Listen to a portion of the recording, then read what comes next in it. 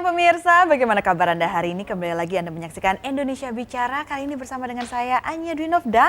Ya, dan juga saya Rizka Indah. Tentunya kita berdua akan hadir ke hadapan Anda dengan perbincangan-perbincangan tema-tema yang menarik tentunya di hari Sabtu. Benar sekali. Hari Sabtu kita akan isi pemikiran Anda dengan pandangan-pandangan yang luar biasa. Seperti kita akan berbicara mengenai pemilu kada DKI Jakarta nih. Bagaimana ya agar kita bisa menuju ke pemilu kada yang bersih? Tentunya untuk jelang putaran kedua nanti ya di tanggal 20 September. Ada berbagai macam mungkin yang sudah dievaluasi oleh tim dari Panwaslu dan nanti mungkin evaluasi itu bisa menjadi acuan untuk putaran kedua tentunya. Benar. Dan sebagai tema yang kedua nanti kita juga akan menampilkan sosok muda yang inspiratif. Siapa dia? Jadi jangan kemana-mana tentunya. Benar sekali. Tapi sebelumnya kita akan memperkenalkan dulu para narasumber untuk tema kita yang pertama, yaitu pemilu kada yang bersih. Langsung saja sudah hadir ini di belakang kita sebenarnya pemirsa, langsung kita buka layarnya. Di siang hari ini sudah hadir ada Mas Burhanuddin Muftadi dari Direktur Komunikasi Lembaga Survei Institut ya, LSI. Indonesia. Betul. Oke, dari LSI. Baik. Apa kabar Mas? Baik, Rizka, minal izin, wal faizin. Maaf lahir batin juga. Halo, apa kabarnya? Baik, Bang. Dan tentunya juga dari Panwaslu ada Mas Ramdan Syah yang sudah meluangkan waktunya untuk hadir pada siang hari ini. Dan juga di samping saya ada Ketua Dewan Pembina Forum E-Democracy. Apa ini sebenarnya? Nah, ini Nanti menarik kita akan sekali ini ya. bertanya lebih lanjut ya dengan Mas Aulia Prima. Apa kabar Mas? Baik, alhamdulillah. 3 narasumber sudah hadir bersama kita di sini pemirsa, dan kita akan melihat terlebih dahulu informasi sebelum kita masuk ke dalam perbincangan ini untuk Anda.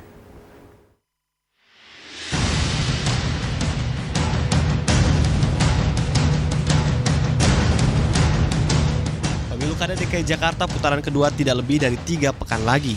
Hingar-bingar politik dan perang urat saraf antar kandidat sudah terasa, walau kampanye cagup-cagup itu belumlah dimulai. Bahkan kampanye hitam yang menyerang kubu Jokowi dan Foke juga dihembuskan pihak-pihak yang tidak bertanggung jawab, yang membuat suhu di masa jelang pemungutan suara ini semakin panas.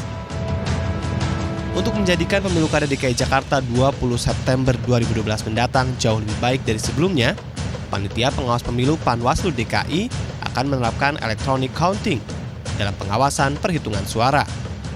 Sistem ini diyakini akan meminimalisir kecurangan, termasuk potensi penggelembungan suara. Panwaslu akan bekerjasama dengan Forum Elektronik Demokrasi ITB dalam menerapkan sistem ini, termasuk ribuan relawan dan masyarakat umum juga akan dilibatkan. Ya, perbaikan sistem untuk pemilu kada yang bersih, yang jujur, jelas diperlukan. Karena hanya dengan pemilu yang bebas dari kecurangan, hajatan politik yang mahal ini diharapkan bisa menghasilkan pemimpin daerah yang bisa membawa perubahan.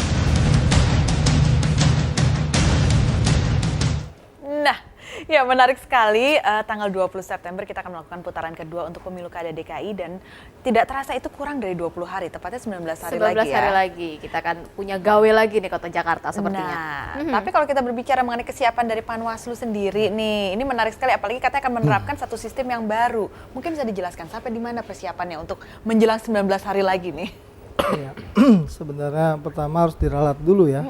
Bahasa accounting tuh kebetulan teman-teman waktu itu. Jadi teman-teman FED nih ngomong accounting. Jadi artinya itu kan accounting domainnya domain KPU gitu sebenarnya. Electoral managementnya di KPU.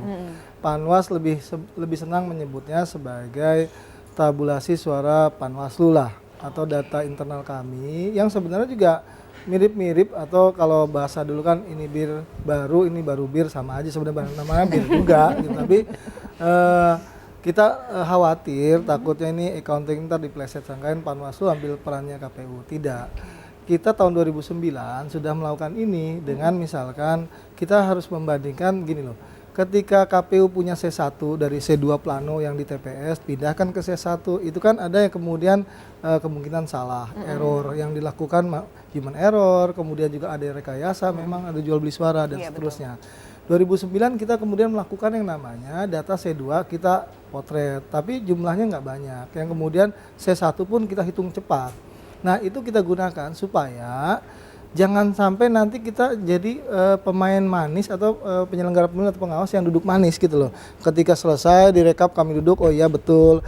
Kemudian dihitung jumlah yang terakhir, oh iya sudah. Jadi kita hanya tukang stempel, tidak. Kami punya pengawasan partisipatif, di mana ketika dihitung misalkan, kami sudah punya data pembanding. Data itu data internal Panwas. Jadi data pembandingnya itu dari C2 maupun C1. Sehingga persoalannya kebutuhan waktu. Waktu kita hanya punya dalam Undang-Undang 32 2004 7 hari dari peristiwa kejadian. Misalkan tanggal 20 September ada kejadian, tanggal 27 September itu harus final. Laporan masyarakat udah nggak boleh lagi terkait jual beli suara. Itu harus hukum acara seperti Jadi itu. istilahnya ini lebih mempercepat begitu ya, lebih mempercepat proses dan mengurangi mungkin ada yang Data penyimpangan jadi dimiliki ya, juga oleh Panwaslu. begitu. Begini, KPU kan melakukan rekapitulasi tingkat kalau di Undang-Undang 32 tingkat kelurahan. Kami ketika dihitung kelurahan, kami udah punya data, oh benar. Ada backupnya. Kemudian kalaupun ada yang error salah, ternyata di mana telusuri. Di kelurahan kemarin kan kejadian di Jagakarsa. Ternyata lebih pada human error, salah nginput di Pancoran. Beda ketika tahun 2009. 2009 misalkan kami membawa yang namanya PPK ke ranah pidana pemilu kada, membawa 4 orang PPK di Jakarta Utara misalkan ya. Itu kita adili karena apa? Mereka mengutak-atik suara misalkan. Walaupun kami kalah karena ada putusan sela, tetapi kemudian kami bisa cepat gitu karena waktu hukum acara undang-undang pemilu legislatif itu hanya 5 hari. Lebih dari 5 hari itu kadaluarsa. Sehingga apa sih yang bisa dilakukan ketimbang kita duduk diam manis kemudian terima gaji? Jadi yang ada kita aktivitas lakukan lain mungkin yang dilakukan ada oleh upaya Panwaslu, data ya? pembanding, Iya. tabulasi suara Panwas. Oke, kita coba korek lebih lanjut lagi tentang sistem yang mungkin akan diterapkan di pemilu kada yang kedua nanti ya, putaran kedua. Mas Prima, mungkin Anda tapi sebelumnya kita tanya dulu, ini FET ini sebenarnya apa gitu ya? Karena mungkin ini sesuatu hal yang baru sekali. gitu ya, yang mungkin kita juga belum begitu memahami. Mas Prima cerita dulu, FET ini sebenarnya apa ini? Terima kasih Mbak Rizka. Jadi FET ini kan Forum E-Demokrasi, jadi kita singkat sebagai FET. Ya memang tadi mungkin agak waktu pengantar dialog ini ada Forum E-Demokrasi ITB. Nah, mungkin perlu kita luruskan dalam hal ini kami menamakan diri Forum E-Demokrasi Jakarta. Oke. Walaupun memang digagas oleh teman-teman alumni ITB gitu kan. Tapi itu lebih semata-mata untuk mengkontribusikan apa yang kami mampu lah sebagai alumni ITB kepada publik gitu kan, kepada masyarakat. Nah, dalam konteks e-demokrasi ini kita memang punya jadi gini. Ini adalah forum yang memberdayakan grassroots sebenarnya. Siapapun, rakyat biasa lah bahasanya. Tapi dengan mengutilisasi semaksimal mungkin ICT, teknologi informasi dan komunikasi. Nah, jadi yang menariknya dalam eksperimen kami sebelum ini, walau dalam exercise kami sebelum ini, itu ternyata yang menarik bukan masalah teknologinya saja. Teknologi itu apa aja bisa. Dan sekarang orang Indonesia ini udah jago-jago sebenarnya, nggak ada persoalan. Jadi apa yang membuat FET akhirnya memberikan terobosan baru, utamanya untuk pemilu kada ini? Ternyata dengan pendekatan teknologi yang mungkin bisa dibilang relatif rendah, email atau dan kemudian juga dengan sedikit pengaturan dalam database, itu kita bisa membantu proses demokrasi jadi lebih baik. Nah, dalam konteks ini kami memposisikan diri untuk memperkuat sebenarnya Panwaslu, Mas Ramdansyah.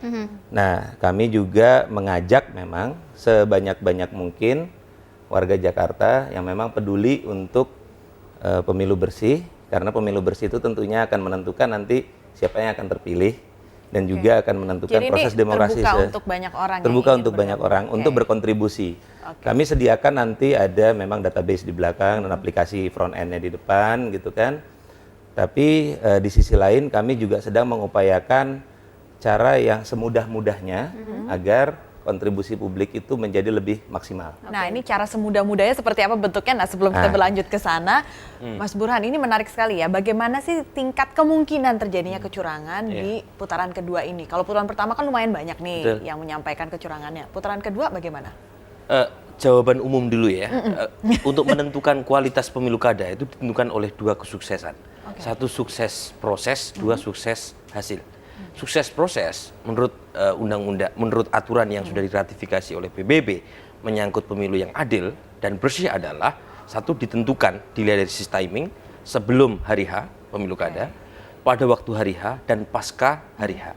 Jadi terjadi ada tidaknya kemungkinan pelanggaran atau kecurangan pemilu kada itu ada 3 proses di situ. Bisa sebelum, bisa pas hari H, bisa setelah hari H. Nah, kalau melihat putaran kedua di DKI Jakarta, kalau kita baca Undang-Undang Nomor 32, itu tidak ada aturan yang detail sebagaimana putaran pertama. Oh, jadi ya malah lebih tinggi dong kemungkinannya. putaran kedua itu diatur sangat simpel sekali oleh Undang-Undang Nomor 32. Jadi yang diatur detail itu di putaran pertama, karena asumsinya banyak pemungutan suara di kepala daerah yang selesai di satu putaran. Padahal ada beberapa kemungkinan terjadinya 2 putaran. Khusus untuk DKI Jakarta, kalau 50% lebih suaranya masuk putaran kedua. Tetapi undang-undang itu tidak terlalu mengatur secara detail. Karena itu KPU atau Panwaslu kadang-kala harus melakukan ijtihad gitu ya, bahasa agamanya. Harus lebih ekstra berarti pengawasannya Persis. di putaran kedua Karena ya. memang nggak terlalu banyak diatur. Kalau diatur belum tentu melanggar. Iya. Tetapi apakah itu disepakati oleh peserta pemilu kada? Ini jadi persoalan. Nah, ini saya kira yang harus, misalnya yang paling saya kira menyangkut kampanye putaran kedua, itu kan mengikuti saja kan proses di putaran pertama. Termasuk minggu tenang. Karena minggu tenang biasanya di putaran kedua 3 hari sebelum pemilu kada, untuk putaran kedua pun juga demikian. Tetapi kalau dilihat dari regulasi resminya, memang nggak terlalu banyak aturan resminya. Nah, ini saya kira memang membuka peluang, terutama buat calon peserta yang mencoba mencari celah. Gitu ya. Jadi Menarik nih. Jadi Putaran kedua sudah mulai beresiko curi-curi ya. untuk mencari Iya. gimana sebenarnya sisi yang mungkin bisa diambil. Tapi tadi menarik juga karena akan melibatkan masyarakat Jakarta tentunya. Dan itu apakah memang dalam bentuk sebagai relawan, lalu prosesnya nanti seperti apa? Mungkin Mas Ramdansyah dan juga Mas Prima bisa menceritakan lebih lanjut. Dan kita akan kembali hadir lagi pemirsa ke hadapan Anda di Indonesia Bicara sesaat lagi.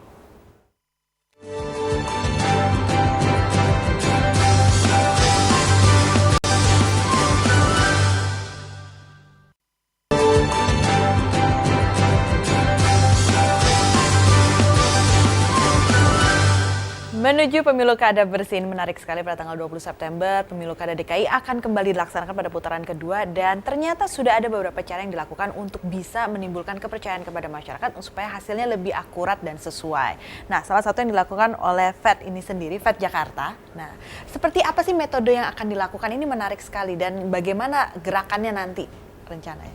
Iya, terima kasih Mbak Anya. Jadi FED Jakarta ini kan sebenarnya sekali lagi mungkin perlu saya garis bawahi adalah inisiatif warga DKI. Inisiatif warga DKI yang kebetulan mungkin para pendiri FED ini yang kemudian memfasilitasi, mengempower dengan teknologi tools lah gitu. Tapi kata kuncinya sekali lagi bukan di teknologinya, tapi di mungkin bahasa ininya mungkin social engineeringnya gitu loh. Kita ingin keterlibatan, kita ingin partisipasi dari publik dalam pengawasan ini. Kembali mungkin tadi sempat saya sekilas sampaikan, hari ini apatisme publik relatif tinggi. Tandanya apa? Golput. Kenapa orang golput? Karena apatis. Kenapa orang apatis? Karena trust-nya itu turun. Nah, dengan kita mengajak keterlibatan sebanyak mungkin warga untuk mengawasi, itu diharapkan lebih bisa mengembalikan lagi trust publik kepada sistem. Nah, apa yang kami lakukan? Nah, kembali tadi Mbaknya bilang cara yang semudah-mudahnya itu kira-kira seperti apa? Jadi kami mengajak warga DKI, terutama yang memang punya perangkat teknologi, apakah itu smartphone, ya, jadi yang Android, iPhone, saya sebut merek nggak apa-apa dikit ya, Android based iPhone atau mungkin BlackBerry atau apa, itu bisa memotret. Jadi jadi ini. Di TPS pada hari pemilihan, tunggu sampai selesai. Sampai penghitungan. Keluar sampai plano C2. Sampai ditandatangani. Potret C2 itu upload ke sistem. Nah, upload ke sistem kami dengan banyak cara. Ya, yang pertama adalah misalnya kalau dengan smartphone, nanti akan ada aplikasi yang bisa di-download. Yang tentunya sebelumnya harus register pastinya. Ya, kita akan register. Nah, register tuh di www.fedjakarta.org. Oke, memang sudah disediakan di situ sudah ya? Disediakan. Ya. Nah, dari situ atau bisa dikirim lewat email. Nah, ini memang yang mekanisme yang lebih memudahkan nih sekarang sedang kita ini kan, sedang kita bangun lagi. Tapi kalau misalnya ada email atau apa itu silakan ke vetjakarta@gmail.com. Ya. Nah dari situ diharapkan semua foto yang masuk, ya kan? Jadi kan kembali lagi, Ya. datang, tunggu hasil pemilihan, keluar plano C2, foto, upload, Ya. selesai. Jadi sebenarnya dengan cara yang mudah bisa untuk meminimalisir mungkin kecurangan itu tadi ya. Tapi kalau dari Panwaslu sendiri, Mas Ramdansyah, apa sih yang membuat Panwaslu ini akhirnya memutuskan bahwa oke, kita akan melibatkan masyarakat dan kita memutuskan dengan menggunakan teknologi baru ini gitu? Apa sebenarnya? Apakah mungkin memang mengacu di putaran pertama yang terlalu banyak terjadi kecurangan atau ketidakpercayaan masyarakat sehingga akhirnya melibatkan masyarakat? Saya pertama harus bilang saya ini pedagang Harko Mangga 2. Saya biasa dengan namanya ICT tadi sebenarnya, Information Communication Telecommunication. Artinya dalam bahasa ICT itu kan lebih banyak orang yang berbagi open source, berbagi sistem. Kita tinggal pilih mau pakai yang basis berbayar, ada Windows, atau kemudian pakai open source yang Linux dan segala macam. Nah, dalam itu prinsip komunikasi kan seperti itu, prinsip orang-orang ICT, orang-orang biasa bermain di dunia maya, saling berbagi. Dalam hal C2 pun sebenarnya itu C2 itu domain publik. Beda dengan C1 yang sudah dipindahkan, itu hanya domain Panwas, domain kemudian dua pasangan calon dan KPU dan PPK. Tapi C2 ketika itu selesai dihitung C2 plano itu, masyarakat boleh mengakses, boleh memotret, boleh kemudian taruh di YouTube, ditaruh di di YouTube boleh, kemudian sampai di ke Facebook boleh, di Twitter boleh, terserah. Taruh di webnya dia, weblognya dia boleh. Nah, kenapa kemudian tidak kita kolektifkan? Kita kumpulkan semua dalam sebuah server. Ada dua. Pertama, kalau dia berbasis tadi dia punya smartphone, tadi kan disebutkan merek-mereknya kan, berarti udah daftar dulu gitu. Dan kemudian langsung ketika dia upload, itu kemudian akan teridentifikasi di scan dengan baik gitu kan, langsung muncul angkanya. Bahkan bisa menjadi katakanlah real count saat itu bisa jadi real count. Tetapi kalau dia misalkan tidak mendaftarkan, hanya kemudian C2 dengan handphone pun yang 1 megapiksel atau berapapun ya, cukup kirimkan, itu menjadi bukti otentik. Tapi agak delay karena dia harus butuh lagi untuk dikatakan orang-orang back office-nya itu untuk menulis ulang. Tapi persoalannya adalah kami punya data otentik dan itu milik masyarakat. Oke, Nah, masyarakat ini apakah memang semua masyarakat bisa untuk memberikan Kontribusi, data tersebut dari data itu atau mungkin ada pendaftaran masyarakat-masyarakat dulu, tertentu yang harus mendaftarkan diri terlebih dahulu sebagai relawan atau bagaimana? Tadi ada dua, kami justru tidak mau duplikasi ya. Kami punya namanya petugas pembantu lapangan. Panwaslu kami tingkat kelurahan adanya 267 dari 267 kelurahan. Dari 267 rasionya dibandingkan 15.059 TPS. Mereka 267 kelurahan. Makanya kami ambil namanya petugas pembantu lapangan hari H. Ada 801 pada bulan pertama, rasionya menjadi 1:15. Satu orang mengawasi 15 TPS. Beda dengan KPPS. KPPS-nya ada 7 kali 15.000, cukup banyak. Tapi pengawas, ini kan kalau mengandalkan di banyak negara atau bahkan di Indonesia, polisi tanpa ada partisipasi aktif masyarakat, rasionya yang sangat rendah, yang akan akan sulit melakukan penegakan hukum. Sama, itu yang kita lakukan. Panwaslu kalau tidak dibantu masyarakat, partisipasi masyarakat aktif untuk melakukan pengawasan dengan cara memotret, punya bukti otentik, kami akan kesulitan. Dan ketika distrust terhadap misalkan, bukan distrust ya, pasangan calon masing-masing simpatisan, pokoknya kalau udah menang pasti akan menang lagi. Nah ini kan udah pokoknya, ini kan bahaya sekali.